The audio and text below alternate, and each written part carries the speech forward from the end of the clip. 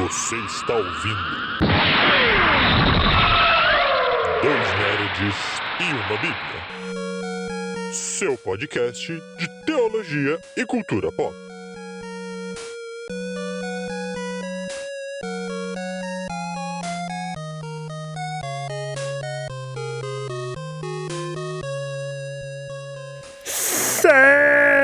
Seja muito bem-vindo, meus amigos e minhas amigas, a mais um Dois Nerds e uma Bíblia, seu podcast de teologia e cultura pop. Eu sou o Beto, seu host de plantão favorito, sempre com vocês aqui e comigo de volta às atividades, o meu amiguinho, o Lucas.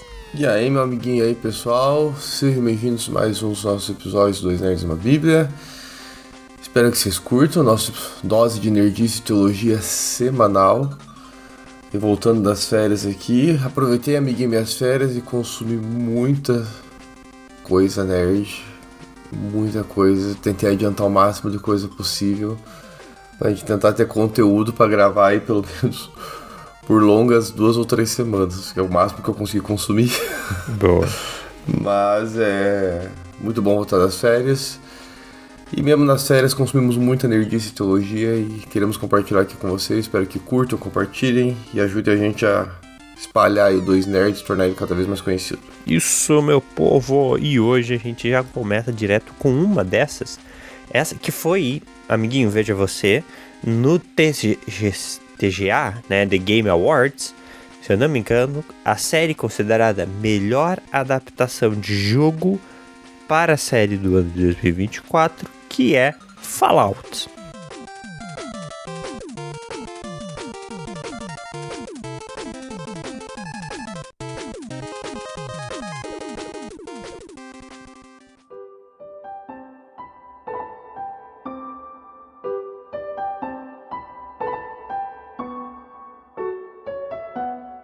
Fallout, uma série aí de 2024, uma série muito boa. Eu demorei pra assistir Fallout.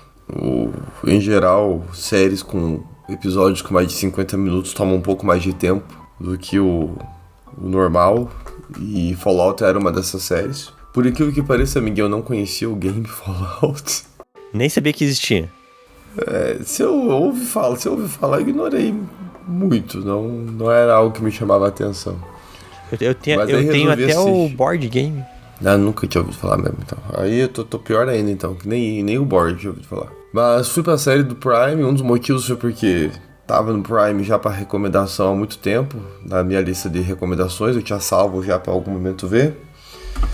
Mas um dos outros motivos é que eu ia pegar alguns voos longos, e eu precisava e eu tenho pavor de avião, e eu precisava de uma série longa, episódios longos, mas não tão com uma temporada tão longa. E Fallout tinha 8 episódios de 50 a 60 minutos. Era a série perfeita para eu ver nos voos que eu pegaria durante as minhas férias.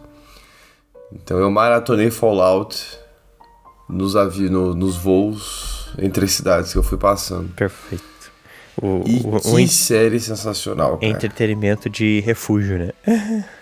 Não, e ela é sensacional porque, como eu tenho pavor de avião, é muito difícil eu prestar atenção no entretenimento que eu tô desfrutando. Seja na leitura, seja no filme, seja na série. E Fallout chamou tanto a minha atenção que eu realmente esquecia que eu estava muito bom voando. Muito bom. Missão cumprida, então.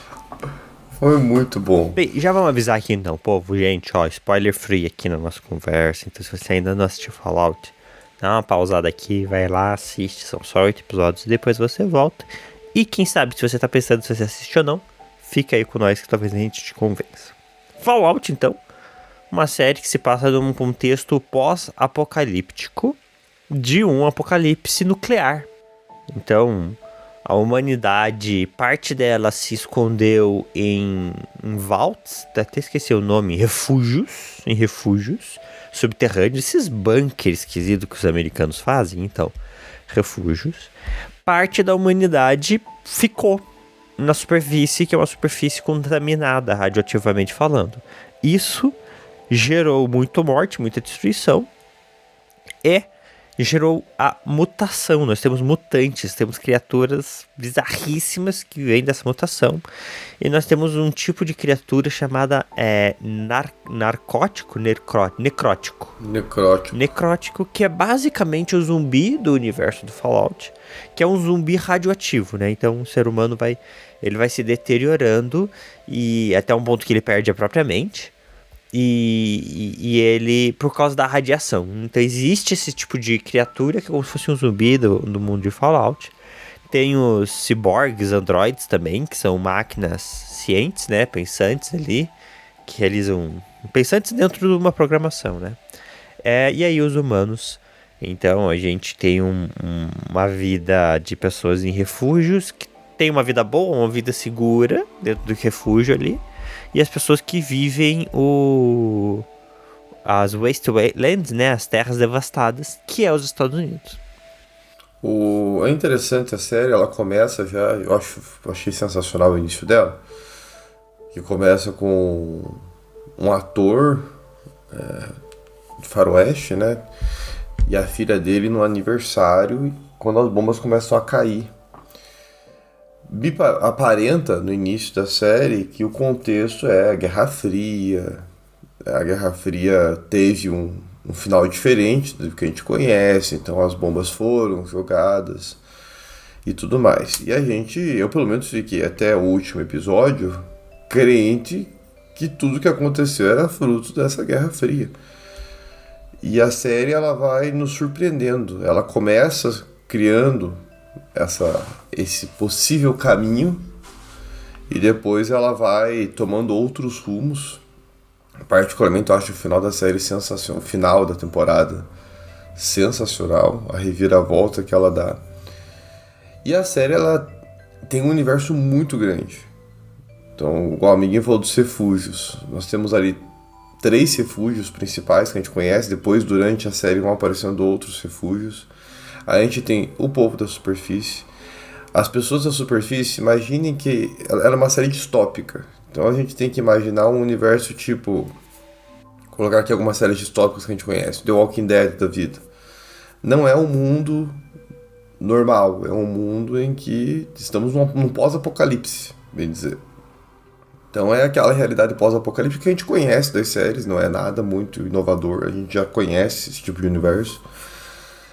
E então tem muitos personagens.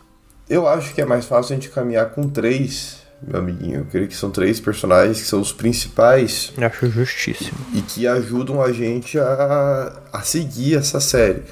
Então dentro desse panorama todo, nós temos a Lucy, né, que temos o Maximus e temos o necróptico aí da série, que acho que é um dos protagonistas também, que é o Conrad. Uhum.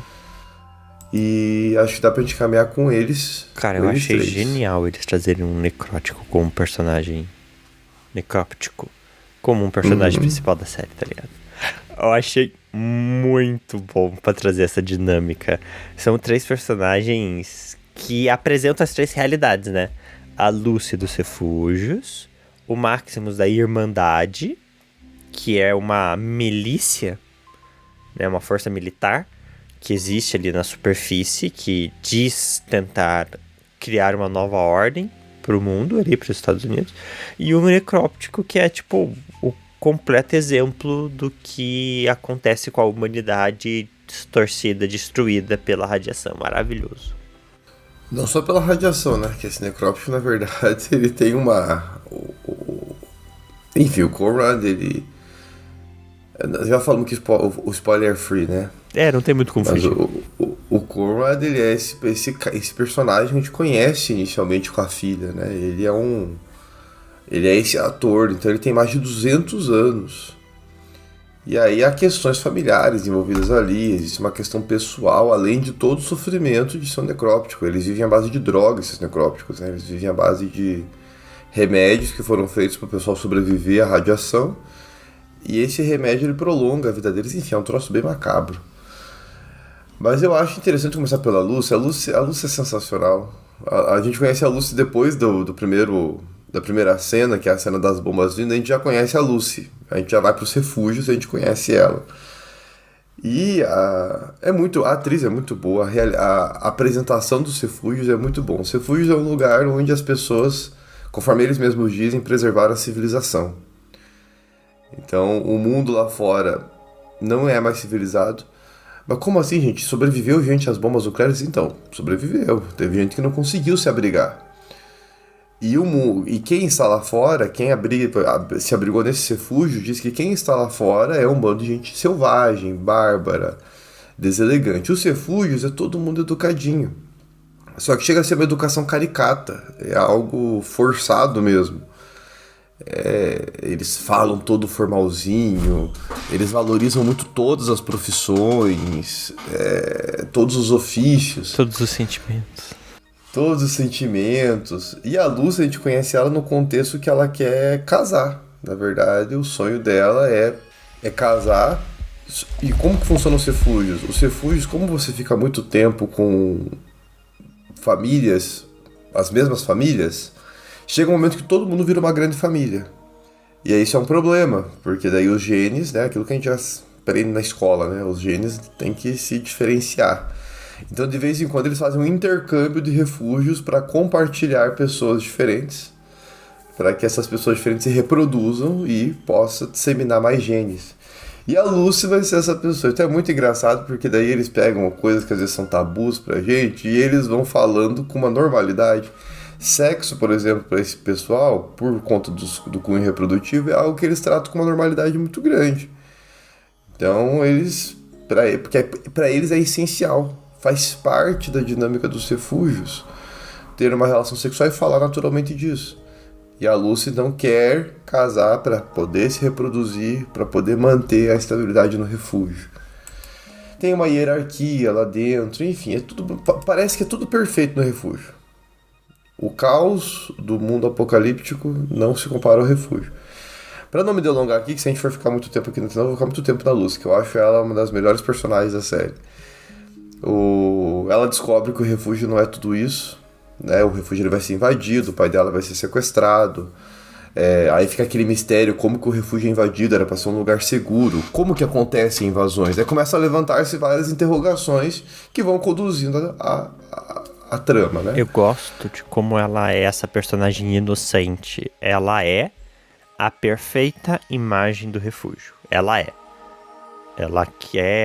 se propõe pro casamento, ela quer fazer, ela quer ser útil. E aí há uma perca da inocência, né? A partir do momento em que ela vai pro mundo exterior, ela vai passar por uma transformação completa do ser dela, né? Em contato com a realidade e tudo mais. Isso essa transformação dela, assim, é muito interessante, é muito bem feita. E é interessante ver que ela perde essa inocência, mas sem perder muitas características do que é ser civilizada. Que realmente ela vai quando tem um conflito, o que eles aprendem no refúgio? Como que eles lidam com conflitos? Comunicação não violenta. Essa é a solução para qualquer conflito. Agora, no mundo da superfície, em que não tem civilidade mais, em que cada um tem que lutar pela sua sobrevivência, não tem comunicação não violenta, as pessoas andam com armas. Tem uma cena que eu acho bem interessante, acho episódios 2, 3 ali, que ela tá com o Necróptico, eles estão indo juntos, e aí eles encontram um casal numa estrada deserta. E eles param, e eles falam, vamos levantar as mãos. Aí ela tenta intermediar uma comunicação, vamos todos passarmos juntos com as mãos levantadas. E aí o Necróptico fica olhando pra ela, é muito engraçado as caras que eles vão fazendo pra ela, tipo, quem é você? O que você tá fazendo aqui? Que mão levantada? A gente se mata. Quando a gente tá numa estrada deserta com alguém que a gente não conhece, a gente mata essa pessoa. O mais forte vence. Que é o que acontece no final das contas. Não dá certo as mãos levantadas, né? Mas eu acho interessante no final, quando ela chega, que o final a gente vê que a inocência já tá bem perdida, aparentemente, mas a civilidade ainda não. Ela ainda mantém aquela ética dela, né? Exato, que é o que ela fala pra sequestradora do pai dela. Ela chega, quando ela leva a busca, né, o que ela estava buscando para trocar pelo pai, ela fala pra mulher, apesar de tudo que eu vi, apesar de tudo que eu presenciei, apesar de toda a raiva que eu tô sentindo de você, e o desejo que eu tenho de te matar, por tudo que eu passei, tudo, eu escolho manter a civilidade. Eu escolho me manter na educação que eu recebi. Então, tipo, eu não sou mais inocente, eu sei que o mundo é violento, eu sei que o mundo é cruel, mas eu escolho, apesar da falta de inocência, ser pelo menos um pouco civilizado, elegante, educado. Isso eu acho muito legal porque é um salto de maturidade. Ela não se deixou contaminar, apesar da perda da inocência, pelo jeito de ser do mundo, né? É importante frisar também, amiguinho, eu sei que a gente tem muita coisa pra analisar, mas o sequestro do pai dela é um ponto-chave da temporada, porque o pai dela é um elemento importante para o desenlace da trama dessa temporada. A Vaultec é uma grande empresa que é quem cria os refúgios, e a Vaultec, já que a gente já falou que é spoiler free, é a grande responsável pelo envio dessas bombas.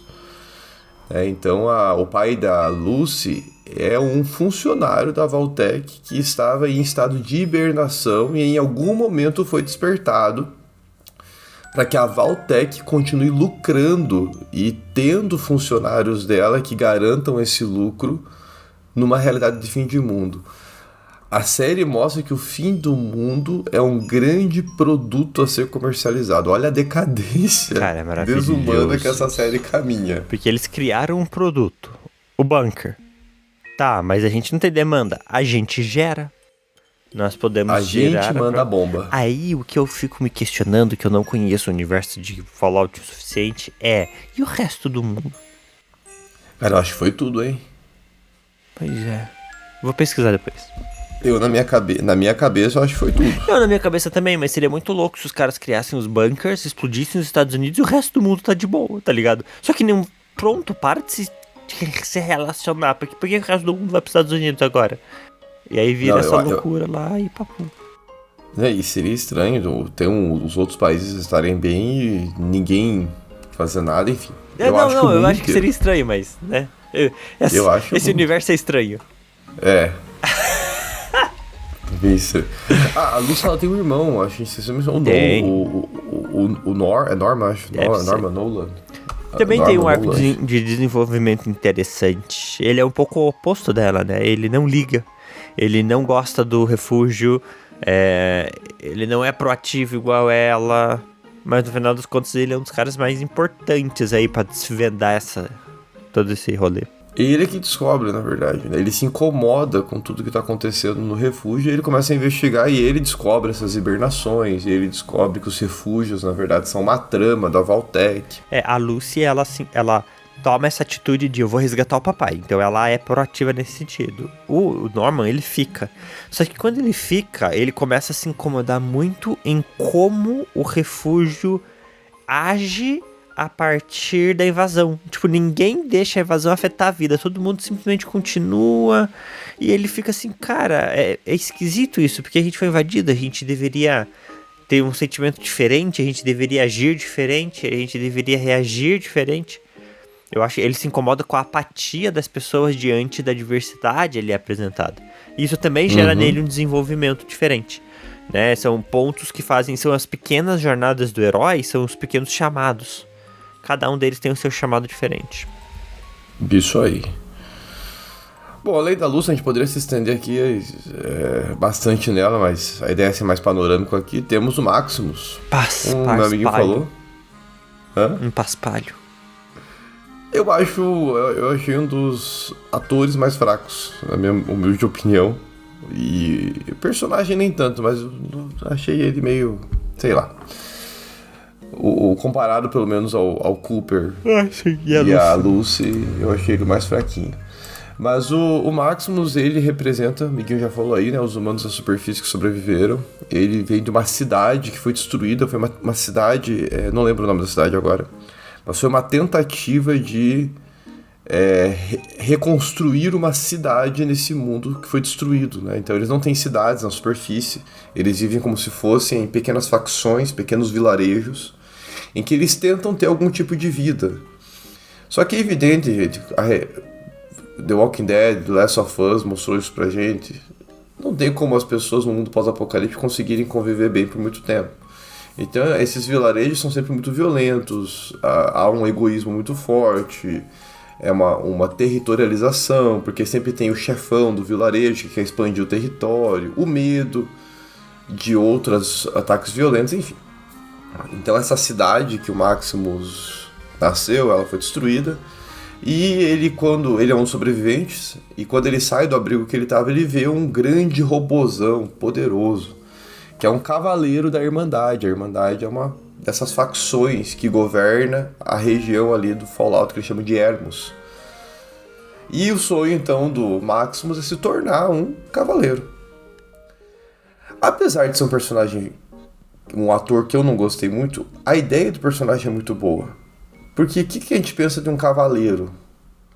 Um cara ético, educado, poderoso, sábio. Então o que a gente pensa de um candidato a cavaleiro? É um cara que está tentando ser ético, educado, respeitoso. E o Maximus, desde o início, mostra que ele não é isso. Ele, na verdade, não mede esforços para se tornar quem ele quer ser. Não importa se ele tem que passar por algumas questões éticas. Então ele é um cara que ele cria as próprias leis e as próprias regras. Então ele vai tomando algumas decisões durante a série bem complicadas para se tornar esse cavaleiro. Chega um momento que ele vira um escudeiro de cavaleiro. E aí o cavaleiro que ele serve, que é o cavaleiro Titus, é um cara babaca. Eu não julgo o Maximus por fazer o que fez. O Maximus deixa ele morrer. E eu não julgo o Maximus tomar essa decisão. No entanto, não é algo ético. Tudo que o Maximus discursa, na prática ele tem dificuldade de exercitar. Então isso eu acho que é a coisa mais interessante de todo o personagem. Ele se autoproclama um cavaleiro.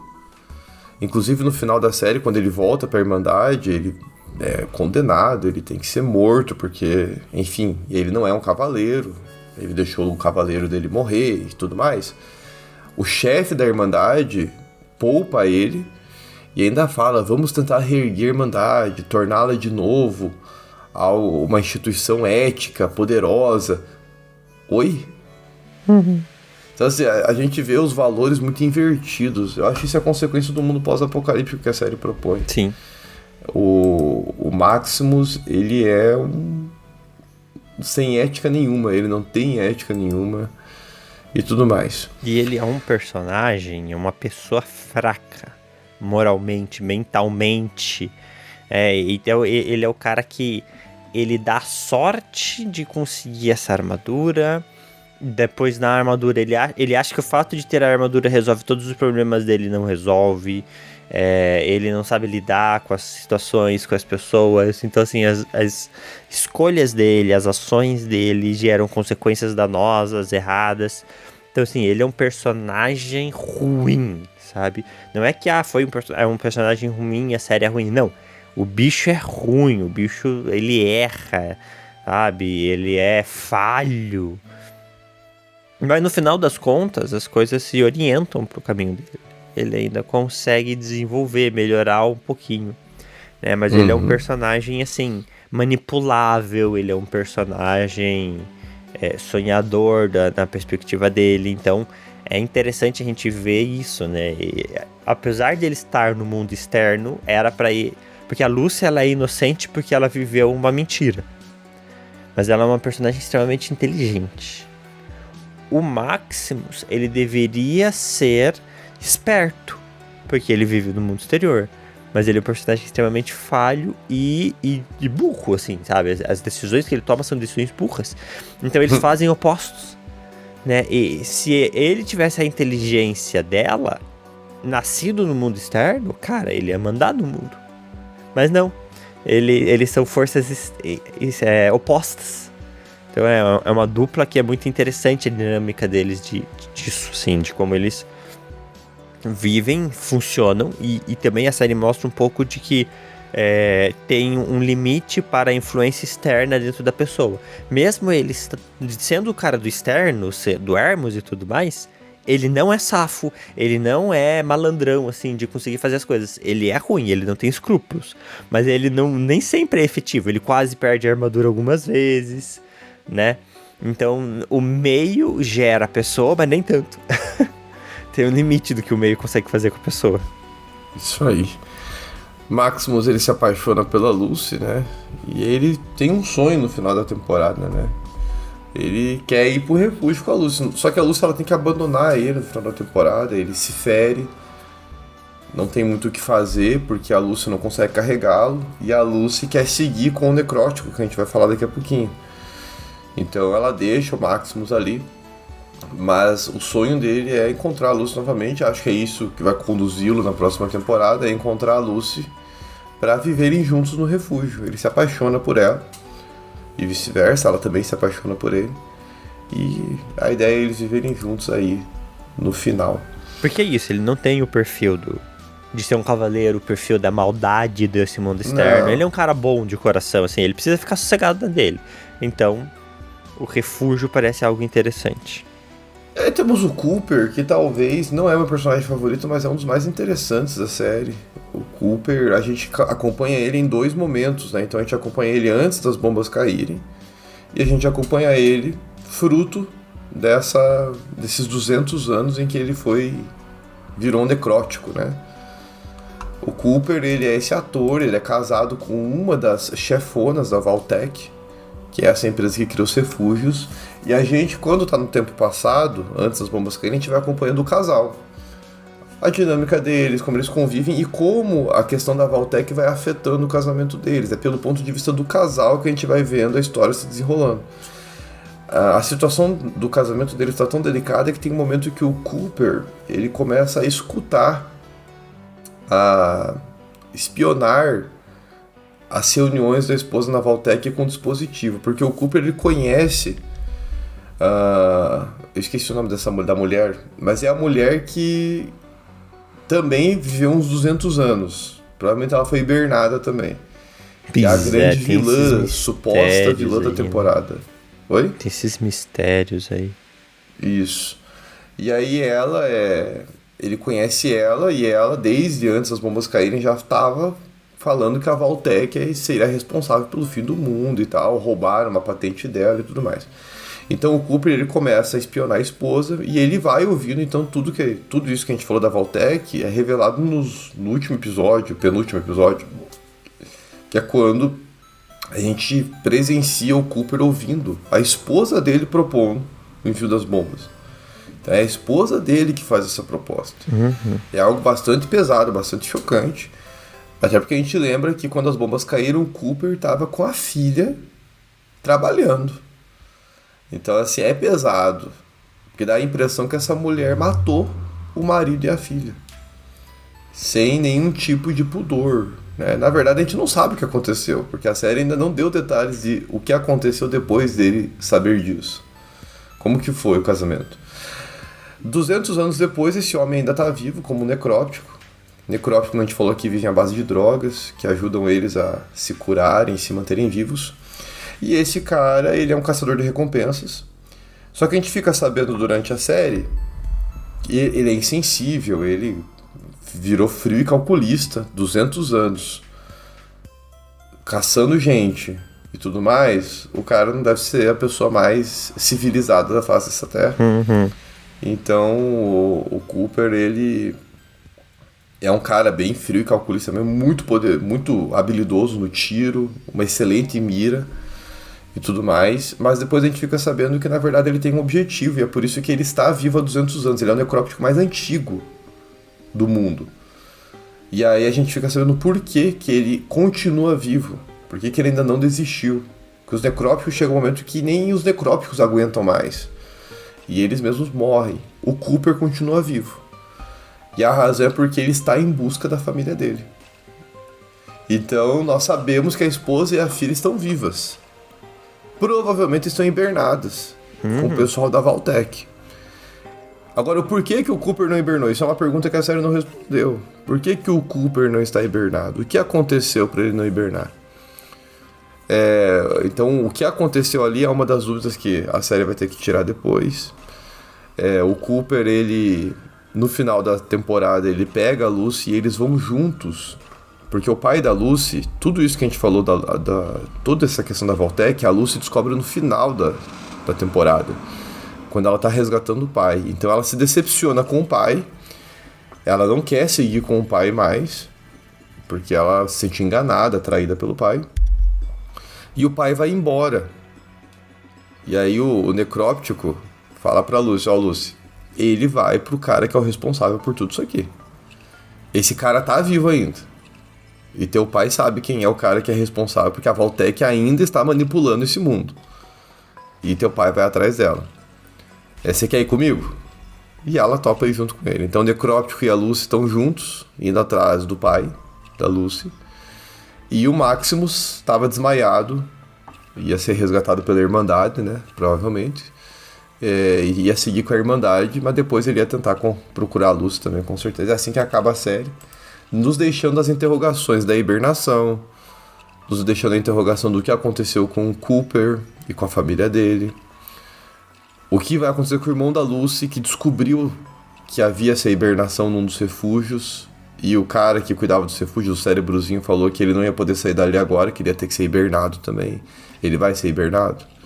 O que aconteceu com os refúgios? Porque o irmão da Lucy descobriu muita coisa. Isso vai afetar os sobreviventes que estão dentro dos refúgios? São algumas das perguntas que a série vai ter que responder nas próximas temporadas. Que eu espero que seja, na próxima temporada e pronto, acabou. Sériezinha, 2 temporadas tá mais do que bom, a gente não precisa ficar aí com 9, 10 temporadas. Eu tenho preferido coisas mais sucintas, meu amigo. O Cooper, ele é legal, porque aí ele vai trazer pra gente outro elemento da história, que é a personificação do mal. Os necrópticos, por serem criaturas assim, monstros, ele é apresentado pra gente como um vilão. Ele é apresentado pra gente como um cara mau, como, né, o Bob já falou, sem escrúpulos e pá, mas porque ele é esse monstro, ele não é mais humano, ele é um necróptico. Só que ao final das contas, apesar das atitudes erradas, do método errado, ele é muito maquiavélico, né? Os fins justificam os meios. Por quê? Porque tudo que ele faz tem um objetivo. O objetivo, a família dele. Então ele tem uma boa motivação. Então, cara, é muito legal isso. Esqueci o nome. O Maximus, ele tem uma boa motivação. Ele quer ser um cavaleiro para ser um cara bom. Para ser a justiça. Só que ele faz por motivos errados. A vanglória fala mais alto para ele. O Cooper tem um motivo certo, ele quer a família dele, só que ele vai matar, destruir, até chegar no objetivo dele. A Lucy, que é a personagem que realmente vive uma ética boa nesse sentido, né? Ela não está disposta, ou na verdade ela vai se tornando disposta a tirar a vida de uns pelo bem dela. Mas isso é algo que ela ainda resiste muito. Então eu gosto como nada é óbvio, os personagens, a estrutura desses personagens são subvertidas conforme a gente assiste a série, pra gente ser surpreendido pelo que é apresentado. Cara, eu gostei demais dessa série. É uma série excelente, uma série que te prende, gente. É uma série que vai prender você. Não tem como você simplesmente sair no meio dela e ficar em paz. É uma série que vai te surpreender. É uma série violenta, acho que é importante mencionar isso. Então quem não gosta de violência, ela é uma série violenta. Então sangue pra tudo que é lado. Eles não têm escrúpulo pra mostrar sangue, órgão voando, cabeça voando. Tanto é que a censura mais 18 dela é por conta da violência. Então, quem tem dificuldade com isso, eu não recomendo. Violência e violência gratuita também, às vezes. Mas, tirando isso, é uma série que te prende bastante, te instiga bastante. Vai manter vocês aí atentos, provavelmente, aí, boa parte dela. Vale a pena assistir, dá uma chance aí pra Fallout se você ainda não viu. E se você viu, comenta aí o que você achou, né? Nós gostamos. E qual que é a expectativa pra segunda temporada? Nós falamos que nossas expectativas. O que vocês estão achando da segunda temporada? Comenta aí, ajuda a gente a entender o que vocês estão achando de Fallout.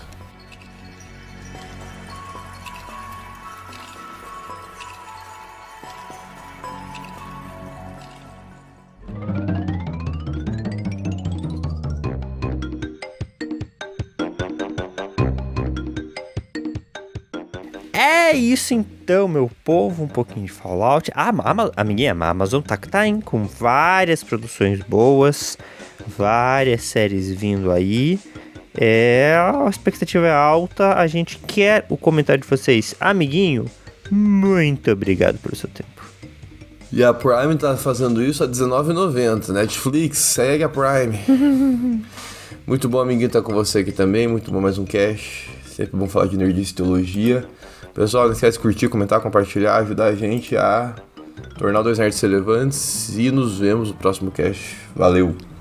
Um beijo e um queijo!